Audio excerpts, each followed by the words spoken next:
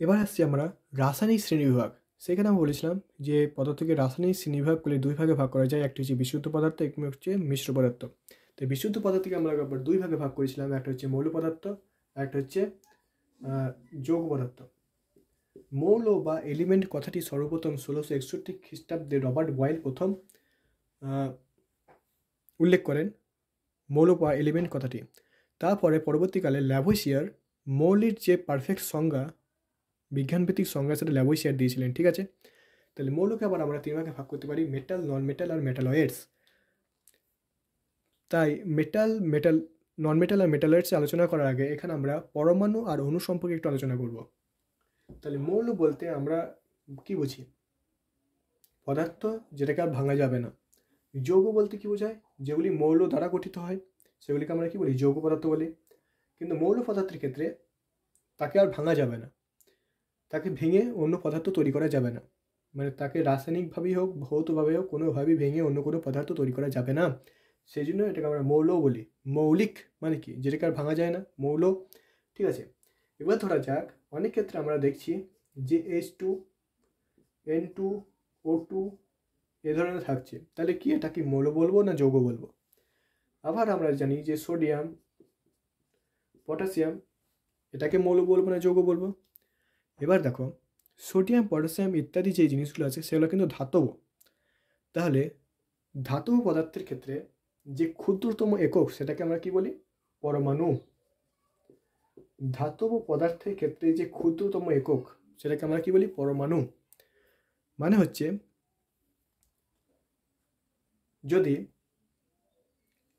ধাতব পদার্থকে, যেমন সোডিয়াম, পটাশিয়াম ইত্যাদিকে আমরা যদি ভেঙে একদম ক্ষুদ্রতম এককে নিয়ে আসি তাহলে কিন্তু সেটাকে আমরা পরমাণু বলছি। কিন্তু এইগুলো কি হচ্ছে? অধাতব পদার্থ, যেমন হাইড্রোজেন, নাইট্রোজেন ইত্যাদি। এই ক্ষেত্রে কি হয়? নাইট্রোজেন এ একা অস্তিত্ব নেয়। মানে নাইট্রোজেন শুধুমাত্র একা থাকতে পারে না। তাই নাইট্রোজেনকে সবসময় আমরা গ্যাস আকারে পাই। মানে দুটো এন মিলে একটি নাইট্রোজেন গ্যাস আমরা পাবো। তাহলে আমরা এখানে দেখতে পাচ্ছি যে এই ধরনের ক্ষেত্রে নাইট্রোজেন, অক্সিজেন, হাইড্রোজেন এই ধরনের গ্যাসগুলোর ক্ষেত্রে আমরা কি দেখতে পাচ্ছি? যে এরা পরিবেশে একা থাকতে পারে না আর এর একার অস্তিত্বও নেই। তাহলে এই ধরনের গ্যাসের ক্ষেত্রে আমাদের কি হয়? যে দুটো নাইট্রোজেন মিলে আমাদের একটা N2 তৈরি হচ্ছে। তাহলে কি হচ্ছে এখানে? যেহেতু দুটো নাইট্রোজেনের পরমাণু মিলে একটি নাইট্রোজেন তৈরি হচ্ছে, ঠিক আছে, সেই জন্য আমরা বলতে পারি যে এই ধরনের যে পদার্থগুলো আছে এইগুলোর ক্ষুদ্রতম একক হচ্ছে অণু। ঠিক আছে, কিন্তু সোডিয়াম, পটাশিয়াম ইত্যাদি এদের ক্ষেত্রে কি হয়? এদেরকে আর ভাঙা যায় না। এরা একটি পরমাণু হিসেবেই পরিবেশে এদের অস্তিত্ব আছে বা এদের অস্তিত্ব দেখা যায়। আর নাইট্রোজেনকে, এই যে N2কে, এটাকে তোমরা কোনোভাবেই রাসায়নিক বিক্রিয়ার মাধ্যমে শুধুমাত্র N-এ ট্রান্সফার করতে পারবে না। একে N2 আকারেই পরিবেশে পাওয়া যাবে বা রাসায়নিক বিক্রিয়া যে কোনো বিক্রিয়াতে N2 হিসাবেই পাওয়া যাবে। তাই N2কে কোনো রাসায়নিক বিক্রিয়া বা যে কোনো বিক্রিয়ার মাধ্যমে শুধুমাত্র N-এ ট্রান্সফার করা যাবে না। তাই এদের ক্ষেত্রে ক্ষুদ্রতম একক হচ্ছে অণু, কিন্তু সোডিয়াম, পটাশিয়াম এদের ক্ষেত্রে ক্ষুদ্রতম একক হচ্ছে পরমাণু। ঠিক আছে, বুঝে গেল? তাহলে আমরা মেটালে উদাহরণ দিয়ে দিলাম এখানে, যে পটাশিয়াম, গোল্ড ইত্যাদি। নন মেটাল যেমন হচ্ছে হাইড্রোজেন, নাইট্রোজেন, অক্সিজেন। মেটালয়েডস জিনিসটা কি? মেটালয়েডস, আচ্ছা, মেটাল কি হয় তোমরা জানো যে এরা তড়িতে সুপরিবাহী হয়। ঠিক আছে, তাপে সুপরিবাহী হয়। কিন্তু নন মেটাল তাপ তড়িতে সুপরিবাহী হয় না। কিন্তু মেটালয়েডস কি হয়? অর্ধপরিবাহী হয়। অর্ধপরিবাহী। এই অর্ধপরিবাহী থেকে তোমরা বুঝতেই পারছো কি ধরনের কথা, মানে কি ধরনের মৌলের কথা আমি বলতে চাইছি এখানে। অর্ধপরিবাহী যেমন অ্যান্টিমনি, বিসমাথ ইত্যাদি আমাদের অর্ধপরিবাহীর মধ্যে কিন্তু পড়ছে। আর মেটালের মধ্যে গোল্ড, পটাশিয়াম ইত্যাদি তো পড়ছি। নন মেটালের মধ্যে বিভিন্ন গ্যাস পড়ে যাচ্ছে, যেমন হাইড্রোজেন, নাইট্রোজেন, অক্সিজেন ইত্যাদি। ঠিক আছে, আবার পরীক্ষায় যে কোশ্চেনগুলো আসে তাদের মধ্যে কিছু যেমন বলে দিল যে কোন মেটাল পদার্থ মানে রুম টেম্পারেচারে তরল হিসাবে থাকে। এই কোশ্চেন যেমন মার্কিউরি কি হয়? যে মেটাল কিন্তু রুম টেম্পারেচারে তরল পদার্থ হিসেবে আমরা পাই। ঠিক আছে, যেমন বলে দিল যে কোন নন মেটাল হচ্ছে তড়িৎ পরিবাহী। সাধারণত নন মেটাল কী হয়, তড়িৎ অপরিবাহী হয়, কিন্তু গ্রাফাইট এমন একটি মেটেরিয়াল, নন মেটাল মেটেরিয়াল, যে কিন্তু তড়িৎ পরিবহন করতে পারে। ঠিক আছে, আর মেটালয়েডস তো বললাম যে অর্ধপরিবাহী, যেমন অ্যান্টিমনি, বিসমাথ, এই ধরনের পদার্থগুলো, আর্সেনিক। ঠিক আছে, এরপর আসছি আমরা মিশ্র পদার্থ। মিশ্র পদার্থকে আমরা সমসত্ব এবং অসমসত্ব দুটি ভাগে ভাগ করতে পারি। সমসত্ব পদার্থ হচ্ছে যে সেই সমস্ত পদার্থ যেখানে, ধরো এটা একটা বিকার, ডিটেলসে বলছি, এই বিকারে জলের এবং লবণের দ্রবণ আছে, জলের এবং লবণের দ্রবণ আছে। এই জল আর লবণের দ্রবণ থেকে আমরা যে কোনো জায়গা থেকে, মানে এইখান থেকে যদি আমরা একটু পোর্শন তুলে যদি টেস্ট করি, যে টেস্ট পাবো এই পোর্শন থেকে তুললেও কিন্তু আমরা সেই টেস্টই পাবো। মানে এর প্রত্যেক বিন্দুতে যে টেস্ট সেটা কিন্তু সমান হয়। সেই জন্য এটাকে আমরা বলি সমসত্ব দ্রবণ। সমসত্ব মানে হচ্ছে এরা একটি নির্দিষ্ট প্রপোর্শনে পরস্পরের সঙ্গে যুক্ত থাকবে এবং এদের প্রত্যেক বিন্দুতে সেম মানে ক্যারেক্টারিস্টিক্স দেখা যাবে, মানে সেম বৈশিষ্ট্য দেখা যাবে। ঠিক আছে, এটা হচ্ছে সমসত্ব মিশ্রণ। আর এইগুলোকে অণুবীক্ষণ যন্ত্রতেও পৃথক করা যায় না, মানে খালি চোখে তো নয়ই, তোমরা যদি আণুবীক্ষণিক যন্ত্রের মাধ্যমে এদেরকে দেখার চেষ্টা করো তাহলে এদের যে বর্ডার, সেই বর্ডার লাইন কিন্তু আমরা দেখতে পারবো না। মানে এখানে যদি আমরা জল আর চিনি ব্যবহার করি, সেক্ষেত্রে এদের যে আণুবীক্ষণিক ভিউ হবে সেখানে জল এবং যে চিনির যে বর্ডার সেটা আমরা দেখতে পারবো না। এই যে বর্ডার, এটা আমরা দেখতে পারবো না। এরা এতটাই পরস্পরের সঙ্গে মিশে যায় সমসত্বের ক্ষেত্রে। কিন্তু অসমসত্ব মিশ্রণে আমি কি উদাহরণ দিলাম, যে লোহা এবং বালির মিশ্রণ। লোহা এবং বালি মিশ্রণ আমরা কিন্তু মানে খালি চোখেও আমরা কিন্তু পৃথক করে নিতে পারি এদের বর্ডার, মানে এদিকে আমরা বিচ্ছিন্ন করতে পারি, আলাদা করতে পারি। কিন্তু সমসত্ব মিশ্রণের ক্ষেত্রে কিন্তু এটা সম্ভব হয় না। সমসত্ব মিশ্রণের ক্ষেত্রে প্রত্যেক বিন্দুতে এদের বৈশিষ্ট্য সমান হয়। ঠিক আছে, তাই মিশ্র পদার্থকে আমরা দুভাবে ভাগ করতে পারি, একটি সমসত্ব এবং আরেকটি হচ্ছে অসমসত্ব মিশ্রণ। সমসত্ব মিশ্রণের মধ্যে গ্লুকোজের দ্রবণ, চিনির দ্রবণ, চিনি জলের দ্রবণ, চিনি লবণের দ্রবণ ইত্যাদি উদাহরণগুলো পড়ে যায়। আর অসমসত্ব দ্রবণের মধ্যে লোহা এবং বালির মিশ্রণ, এই ধরনের উদাহরণগুলো কিন্তু পড়ে। তোমরা আমাকে কমেন্টে জানাবে যে দুধ, বায়ু এগুলো কী ধরনের মিশ্র পদার্থ। ঠিক আছে, তোমরা এটা অবশ্যই আমাকে কমেন্টে জানাবে। ঠিক আছে, এবার আমরা আলোচনা করছি যে কঠিন তরল আর গ্যাসের মধ্যে রূপান্তরগুলোকে আমরা কীভাবে ডেফিনাইট করতে পারি, মানে কীভাবে আমরা আলোচনা করতে পারি। যদি ডেফিনেশনটা কী হবে যদি আমরা তাদেরই মধ্যে পরস্পরের রূপান্তর করি। এবার তোমরা দেখো, যদি একটা কঠিন পদার্থ হয়, সেই কঠিন পদার্থ থেকে আমাদের তরল পদার্থের যে রূপান্তর, সেই প্রসেসটার কী নাম? তরল থেকে কঠিন এই গ্যাসীয় পদার্থের রূপান্তর ট্রান্সফরমেশনের যে নাম, সেটাকে কী নামে আমরা পরিচিত? কঠিন থেকে গ্যাস, গ্যাস থেকে কঠিন, তরল থেকে কঠিন ইত্যাদি যে রূপান্তরগুলো, এই রূপান্তরগুলো আমরা কী নামে পরিচিত, মানে কী নামে আমরা জানি বা তাদের ডেফিনেশন কী, সেটা এবার আমরা আলোচনা করবো এই ক্ষেত্রে। ঠিক আছে, তা কঠিন থেকে আমরা যদি তরলে যাই তাহলে এই পদ্ধতিকে বলা হয় ফিউশন। কি না? Fusion, FUSION, fusion. আর তরল থেকে কঠিনে গেলে সেটাকে আমরা কি বলি? সলিডিফিকেশন। সলিডিফিকেশন। ঠিক আছে, তাহলে কঠিন থেকে তরলে যদি আমরা যাই সেই পদ্ধতিটাকে বলা হয় ফিউশন পদ্ধতি, আর তরল থেকে কঠিনে গেলে সেটাকে আমরা বলি সলিডিফিকেশন।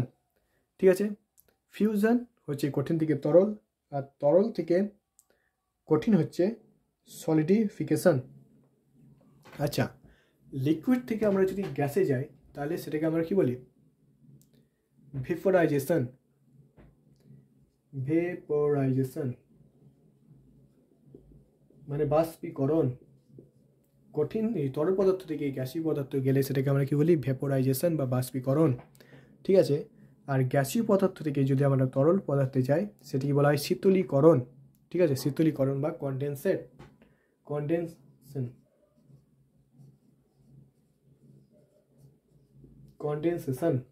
ঠিক আছে, তাহলে আরেকবার রিভিশন করে নিচ্ছি। কঠিন থেকে তরলে গেলে ফিউশন, তরল থেকে কঠিনে গেলে সলিডিফিকেশন বা কঠিনীকরণ, তরল থেকে গ্যাসে গেলে তাকে ভেপোরাইজেশন বা বাষ্পীকরণ, গ্যাস থেকে তরলে এলে তাকে কন্ডেনসেশন বা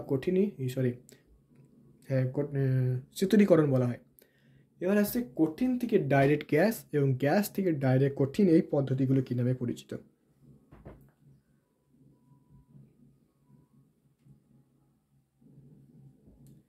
তাহলে কঠিন থেকে ডাইরেক্ট গ্যাসে যাওয়াটাকে আমরা বলি উদ্বায়ী বলি, উদ্বায়ী, বা এটাকে বলা হয় সাবলিমেশন। সাবলিমেশন সাবলিমেশন আর গ্যাস থেকে কঠিন থেকে যাওয়াটাকে আমরা কি বলি? কনডেনসেশন বা শীতলীকরণ। কনডেনসেশন, যেটা আগেও তোমরা দেখলে, এই ক্ষেত্রে আমরা লিখেছি এখানে। তাহলে কঠিন থেকে তরল হচ্ছে ফিউশন, তরল থেকে কঠিন হচ্ছে সলিডিফিকেশন, তরল থেকে গ্যাস হচ্ছে ভেপোরাইজেশন বা বাষ্পীকরণ, গ্যাস থেকে তরল হচ্ছে কনডেনসেশন বা শীতলীকরণ। কঠিন থেকে ডাইরেক্ট গ্যাস, যেমন কর্পূরের ক্ষেত্রে আমরা দেখতে পাই, এটা ইম্পর্টেন্ট এক্সাম্পল ন্যাপথলিন এবং কর্পূর, যেটা কঠিন থেকে কিন্তু ডাইরেক্ট গ্যাসে কনভার্ট হয়, মধ্যে তরল অবস্থায় পরিণত হয় না। তাহলে সেই পদ্ধতি কী বলে? সাবলিমেশন বা উদ্বায়ী বলি, উদ্বায়ী। কর্পূর হচ্ছে উদ্বায়ী পদার্থ, ন্যাপথলিনও তাই। আর গ্যাস থেকে কঠিন হচ্ছে শীতলীকরণ। মানে তাহলে তোমরা এখানে একটা জিনিস দেখবে যে তরল পদার্থ থেকে যদি আমরা কঠিনে যাই, তাহলে সেটা কীভাবে পসিবল? এটা তখনই পসিবল যখন কী হবে, আমরা এই ক্ষেত্রে তাপমাত্রা এবং চাপকে যদি কনসিডার করি, তরল থেকে কঠিনে রূপান্তরিত হওয়ার জন্য কি করতে হবে? তাপমাত্রা কমাতে হবে, চাপ বাড়াতে হবে। ঠিক আছে? তরল থেকে কঠিনে যাওয়ার জন্য তাপমাত্রা কমাতে হবে, চাপ বাড়াতে হবে। ঠিক আছে? আবার গ্যাস থেকে তরলে আসার জন্য কিন্তু সেম কন্ডিশন, তাপমাত্রা কমাতে হবে, চাপ বাড়াতে হবে। কঠিন থেকে গ্যাসে যাওয়ার কন্ডিশন কিন্তু উল্টো, তাপমাত্রা বৃদ্ধি করতে হবে, চাপ কমাতে হবে কঠিন থেকে গ্যাসে। আবার কঠিন থেকে তরলের কিন্তু একই কন্ডিশন, তাপমাত্রা বৃদ্ধি করতে হবে, চাপ কমাতে হবে। ঠিক আছে? তাহলে এই ক্ষেত্রে কিন্তু পরীক্ষার কোয়েশ্চেন দেয় যে তরল থেকে কঠিনে যেতে গেলে তাপমাত্রা বৃদ্ধি করতে হবে, তাপমাত্রার কী পরিবর্তন হবে? বৃদ্ধি পাবে, হ্রাস পাবে, একই থাকবে, না কোনো পরিবর্তন হবে না? সেই ক্ষেত্রে তোমাদের উত্তর হবে যে তরল থেকে আমাকে যদি কঠিনে যেতে হয়, সেই ক্ষেত্রে তাপমাত্রা কমাতে হবে এবং চাপ থাকবে উচ্চ চাপে আমার কিন্তু করতে হবে। ঠিক আছে? চাপ বাড়াতে হবে এবং তাপমাত্রা কিন্তু কম হবে। গ্যাস থেকে তরলে আসার পদ্ধতিও সেম। ঠিক আছে? তাই এই ছোটো ছোটো জিনিসগুলো তোমরা মাথায় রাখবে। ঠিক আছে? এরপর আমরা দেখব যে বিভিন্ন মিশ্র যে পদার্থগুলি হয়, সেগুলোকে কীভাবে আমরা পৃথক করতে পারি, সেই পৃথক করার পদ্ধতিগুলো কী কী। ঠিক আছে? তো চলো দেখি। এবার আমরা আলোচনা করব কীভাবে মিশ্র পদার্থ থেকে তাদের মিশ্রণকে পৃথক করা হয়। 1 নম্বর পদ্ধতি হচ্ছে আমাদের সেন্ট্রিফিউগেশন। সেন্ট্রিফিউগেশনের ক্ষেত্রে আমরা বিভিন্ন ডেয়ারিতে কী হয়, যে দুধ থেকে ক্রিম বার করতে গেলে আমরা সেন্ট্রিফিউগেশনের প্রসেসটা কিন্তু ব্যবহার করি। কী করি, একটা মেশিন পাওয়া যায়, সেই মেশিনের মাধ্যমে আমরা যদি দুধটাকে তার মধ্যে দিই, সেটাকে যদি আমরা ঘোরালে কী হয়, সেন্ট্রিফিউগেশন ফোর্সের মাধ্যমে সেই দুধ থেকে কিন্তু ক্রিমটা আলাদা হয়ে যায়। তাহলে সেই প্রসেসটাকে আমরা বলি সেন্ট্রিফিউগেশন প্রসেস। এটা পরীক্ষায় অনেক সময় কোয়েশ্চেনে দেয় যে দুধ থেকে ক্রিম আলাদা করার যে প্রক্রিয়া, সেই প্রক্রিয়াটা কী নামে পরিচিত? সেই প্রক্রিয়াটাকে আমরা কিন্তু সেন্ট্রিফিউগেশন প্রক্রিয়া বলি। ঠিক আছে? তাহলে প্রথমে একটা প্রক্রিয়া আমি বললাম যে সেন্ট্রিফিউগেশন প্রক্রিয়া, মানে দুধটা একটা মিশ্রণ, এই দুধটা একটা মিশ্রণ যদি হয়, তাই সেটাকে আমরা আলাদা কীভাবে করব ক্রিম, সেখান থেকে একটা মেশিন, সেন্ট্রিফিউগেশন মেশিন পাওয়া যায়, সেখানে আমরা দুধটাকে দিয়ে যদি আমরা ঘোরাই, তাহলে সেন্ট্রিফিউগাল ফোর্সের মাধ্যমে আমরা দুধ থেকে কিন্তু ক্রিমটা আলাদা হয়ে যায়। তাই এটা কিন্তু একটা ইম্পর্টেন্ট কোয়েশ্চেন, তোমরা কিন্তু মাথায় রাখবে। এই প্রক্রিয়াটার নাম হচ্ছে সেন্ট্রিফিউগেশন। 2 নম্বর প্রক্রিয়া হচ্ছে এভাপোরেশন, মানে বাষ্পীকরণ। বাষ্পীকরণের ক্ষেত্রে কী হয়, যদি দুটো ভিন্ন স্ফুটনাঙ্কের পদার্থকে আমরা নিই, তাহলে কী হবে, যে তাদেরকে যদি আমরা তাপ প্রয়োগ করি, বা এটাকে আমরা অন্য একটা উদাহরণ দিয়ে বলছি, যদি জলে আমরা চিনি মিশ্রিত করি, তাহলে ওই জল থেকে চিনিকে আলাদা করার একটা প্রক্রিয়া হচ্ছে আমাদের কিন্তু এভাপোরেশন।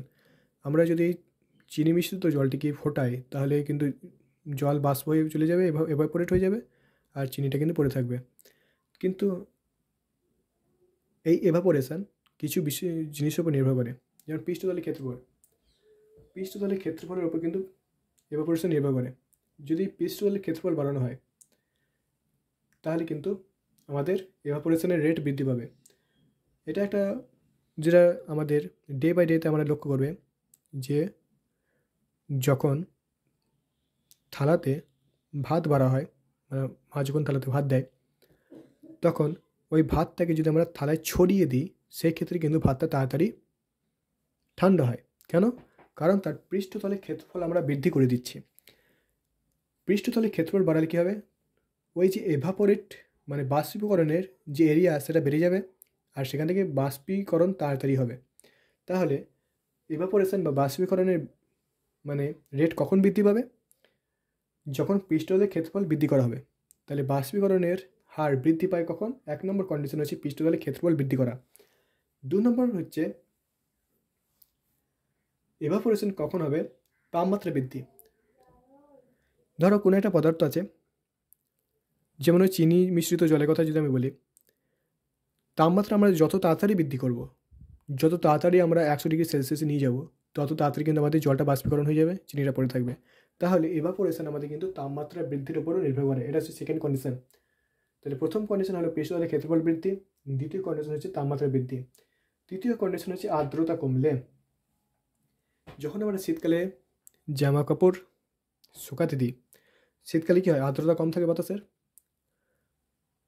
তখন কী হয়, আমরা যখন জামা কাপড়টা শুকানোর জন্য দিই বাতাসে আর্দ্রতা কম থাকে, যার ফলে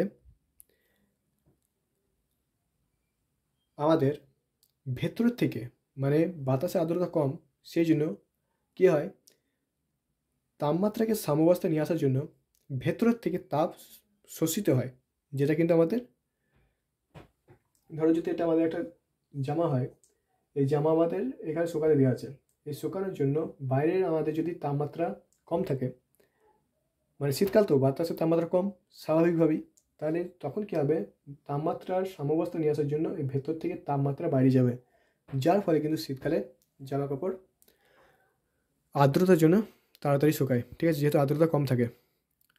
তারপর হচ্ছে বায়ুর বেগ বাড়লে, অবশ্যই বায়ুর বেগ যদি বাড়ে তাহলে এভাপোরেশনের রেট কিন্তু বৃদ্ধি পায়।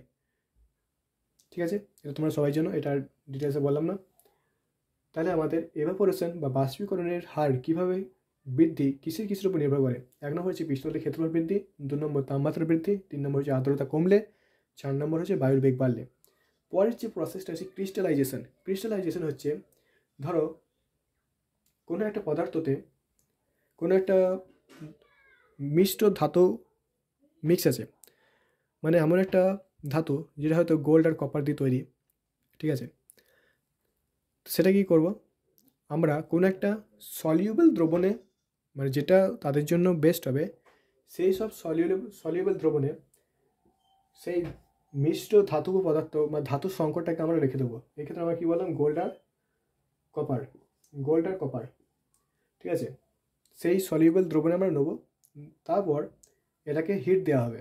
হিট দেওয়ার ফলে কী হবে, গোল্ডের তার নিজস্ব গলনাঙ্ক আছে, কপারের তার নিজস্ব গলনাঙ্ক আছে, আর এই যে সলিউবল দ্রবণে এদেরকে রাখা হয়েছে, এই দ্রবণে রাখার ফলে সেই নির্দিষ্ট তাপমাত্রায় যাওয়ার পর গোল্ডের যখন গলনাঙ্কের যে তাপমাত্রা আর কপারের যে গলনাঙ্কের তাপমাত্রা দুটো তো আলাদা, তাই যদি কপারের গলনাঙ্কের তাপমাত্রায় কপার যদি পৌঁছে যায়, সেই ক্ষেত্রে গোল্ড থেকে সেটা আলাদা হয়ে কিন্তু জলে এসে ভাসতে লাগবে, মানে গোলাকারে, ঠিক আছে। যদি কপার গোল্ডের আগে তার গলনাঙ্কে পৌঁছে যায়, সেই ক্ষেত্রে কপার গোল্ড থেকে আলাদা হয়ে সেই যে সলিউবল দ্রবণ আছে, সেই সলিউবল দ্রবণে গোলাকার পিণ্ড হয়ে কিন্তু ভাসতে লাগবে। এইভাবে কিন্তু আমরা গোল্ড থেকে কপারকে আলাদা করে দিতে পারবো। এই পদ্ধতিকে বলা হয় ক্রিস্টালাইজেশন, ঠিক আছে। যখন দুটো ধাতব পদার্থকে পরস্পর থেকে আলাদা করা যায়, সেই পদ্ধতি হচ্ছে ক্রিস্টালাইজেশন। যখন মিশ্র ধাতুকে আমরা পরস্পর থেকে আলাদা করব, সেই পদ্ধতি হচ্ছে ক্রিস্টালাইজেশন। যেন মনে থাকে, এটা ইম্পর্টেন্ট কোয়েশ্চেন। তারপর হচ্ছে ডিস্টিলেশন। ডিস্টিলেশনকে লিখেছি দেখো যে ভেপোরাইজেশন প্লাস কন্ডেনশন। ধরো একটা দ্রবণ আছে কপার সালফেট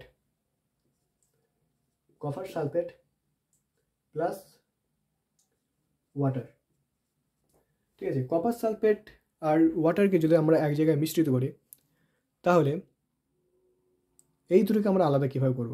আমার জলটাও চাই, আমার কপার সালফেটটাও চাই। তাহলে কী করবো আমরা? প্রথমে ওই কপার সালফেট আর ওয়াটারটাকে একটি পাত্রে নেব, নেওয়ার পর এটাকে আমরা হিট করব। হিট করার ফলে কী হবে, জলটা বাষ্প হয়ে উঠে যাবে। সেই বাষ্পটাকে আমরা একটা পাত্রে এখানে ধরে নেবো। উপরে যে জলটা তো উপরে বাষ্প হয়ে এখানে থেকে যাবে, এইখানটায় আমরা এই বাষ্পটাকে ধরে নেব, তারপর সেটাকে ঠান্ডা করে নেব। ঠান্ডা করলে কী হবে, এই জলটাকে আবার আমরা পেয়ে যাবো, বাষ্পের আকারে বাষ্প থেকে জল পেয়ে যাবো, আর কপার সালফেটটা নিচেই পড়ে থাকবে। তাহলে এটা একটা প্রসেস যেখানে মাধ্যমে দুটো তরল থেকে আমরা কিন্তু পরস্পরকে পৃথক করতে পারি। কপার সালফেটের দ্রবণ যদি আমরা নিই, সেক্ষেত্রে কপার সালফেট আর জলকে যদি আমরা পৃথক করতে চাই তাহলে কিন্তু এটাই উপায় যে প্রথমে ভেপোরাইজেশন করতে হবে, মানে জলটা বাষ্প হয়ে চলে যাবে, তারপর কপারটা নিচে পড়ে থাকবে। সেই বাষ্প হওয়া জলটাকে কিন্তু আমরা কনডেনসেশন করে পেয়ে যাবো, আবার কপার সালফেটটাও কিন্তু আমরা পেয়ে যাবো। তাই ডিস্টিলেশন হচ্ছে এমন একটা প্রসেস যেখানে দুটো তরলকে পরস্পর থেকে পৃথক করা যেতে পারে, ঠিক আছে। আর হচ্ছে সেন্টিমেশন। সেন্টিমেশন হচ্ছে এমন একটা, ধরো কাদা মিশ্রিত জলকে যদি আমরা কিছুক্ষণ রেখে দিই, সেই ক্ষেত্রে কাদাটা নিচে চলে আসে এবং জলটা উপরে ভাসে। তাই ওই যে প্রসেস, মানে ভারী পদার্থ নিচে চলে আসার প্রসেসটাকে আমরা বলছি সেন্টিমেশন। মানে কাদা মিশ্রিত জলটাকে আমরা যদি নিই তাহলে কিছুক্ষণ পর সেই কাদাটা মানে নিচু স্তরের লেভেলে পৌঁছে যায়, সেটা তোমরা সবাই লক্ষ্য করেছো। ওই যে প্রসেসটা সেটা হচ্ছে সেন্টিমেশন, ঠিক আছে। তাই এই কটা 5টা প্রসেস আমরা আলোচনা করলাম, মানে কীভাবে মিশ্র পদার্থকে পরস্পর থেকে আলাদা করা যায় সে নিয়ে, ঠিক আছে। এবার আমরা কিছু ইম্পর্ট্যান্ট ফ্যাক্টস দেখব, যেখানে দেখব যে কিছু গ্যাস আছে, সেই গ্যাসগুলোর মধ্যে দিয়ে যদি ইলেকট্রিক প্রবাহ করা হয়, তড়িৎ প্রবাহ যদি করা হয়, তাহলে তাদের নির্দিষ্ট পার্সোনাল কিছু কিছু কালার তারা কিন্তু রিফ্লেক্ট করে। সেইগুলো কিন্তু আমরা দেখে নিই, ঠিক আছে। চলো তাহলে এখানে একটি লিস্ট দিয়েছি। যদি নিম্নলিখিত গ্যাসগুলির মধ্য দিয়ে তড়িৎ প্রবাহ করা হয়, সেই ক্ষেত্রে তাদের দ্বারা প্রতিফলিত রং, হাইড্রোজেনের মধ্যে দিয়ে যদি আমরা তড়িৎ প্রবাহ করি তাহলে সেই ক্ষেত্রে ব্লু ভায়োলেট রং প্রতিফলিত হয়। নিয়ন গ্যাসের মধ্যে দিয়ে যদি তড়িৎ প্রবাহ করি তাহলে সেক্ষেত্রে রেড লাইট প্রতিফলিত হয়। আর্গনের মধ্যে দিয়ে ভায়োলেট, ক্রিপ্টনের মধ্যে দিয়ে ল্যাভেন্ডার কালার, আর জেননের মধ্যে দিয়ে ব্লু, ঠিক আছে। তাহলে এই হলো আজকের ক্লাস, যেখানে আমরা পদার্থ ও তাদের অবস্থা সম্পর্কে আলোচনা করলাম। তারপর আমরা আলোচনা করলাম যে মিশ্র পদার্থ কীভাবে পৃথক করা যায়, সেক্ষেত্রে তারপর কোন গ্যাসের মধ্যে দিয়ে কী কালার প্রতিফলিত হয় যদি তড়িৎ প্রবাহ করা হয়। তাহলে আজকের ক্লাসও তোমাদের কেমন লাগলো সেটা জানিও। আর অবশ্যই ডেসক্রিপশানে অথবা অ্যাবাউট সেকশানে টেলিগ্রাম চ্যানেলের লিঙ্ক থাকবে, সেই চ্যানেলে যুক্ত হয়ে গিয়ে আজকের যে ক্লাস সেই সম্বন্ধিত 15 থেকে 16টা কোয়েশ্চেন দেওয়া থাকবে। সেই কোয়েশ্চেনটা তোমরা কিন্তু অবশ্যই অ্যাটেম্প করো। প্রত্যেক দিন এভাবে ক্লাস আসবে, আর প্রত্যেক দিন কিন্তু ক্লাস ওয়াইজ মক টেস্টের মাধ্যমে তোমরা নিজেদেরকে যাচাই করে নিতে পারবে তোমরা কীরকম পড়াশোনা করছো, ঠিক আছে। তাহলে অবশ্যই চ্যানেলটি সাবস্ক্রাইব আর লাইক করে বন্ধুদের মধ্যে শেয়ার করবে, ঠিক আছে। ধন্যবাদ।